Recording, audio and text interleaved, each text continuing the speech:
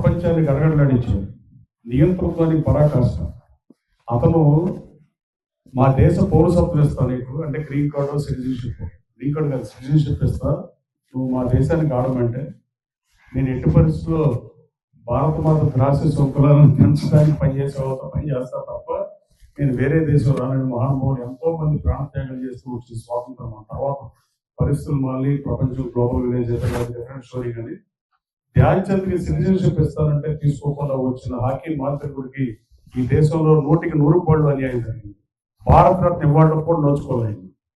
ఆ మహానుభావుడికి భారతరత్న చాలా తక్కువ నా ఉద్దేశంలో భారతరత్న. అలాగే తెలుగుడైన పెంగళ వెంకయ్య గారు జాతీయ పతాకాన్ని రూపొందించిన మహానుభావుడు కూడా ఈ దేశం సరైన సంస్కృతాన్ని కల్పిస్తున్నారు.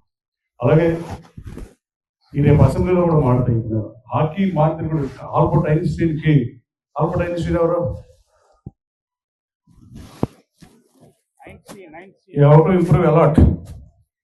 బాగా చదువుకోవాలి మీరు. వాట్ సొసైటీలో ఏం జరుగుతుంది అని తెలియాలి మీకు. ఆక్సిజన్ ఎవడు కనుక్కున్నాడు, హైడ్రోజన్ ఎవడు కనుక్కున్నాడు, సైకిల్ ఎవడు కనుక్కున్నాడు, రివాల్వర్ ఎవడు కనుక్కున్నాడు, ఇలాంటివి తెలియాలి మీకు. ఇప్పుడు మీరు కాంపిటేటివ్ ఎగ్జామ్స్కి వెళ్తే, గ్రూప్ ఎగ్జామ్స్కి వెళ్తే, దేనికి వెళ్ళినా ఇక్కడ పుస్తకాలు చదివినవి ఉండవు, జనరల్ నాలెడ్జ్ ఉండవు మీకు. ఫస్ట్ ఒక క్లాస్ ఏర్పాటు చేయండి స్కూల్లో. కొంచెం బాగాలేదు యాక్చువల్గా, ఓకేనా?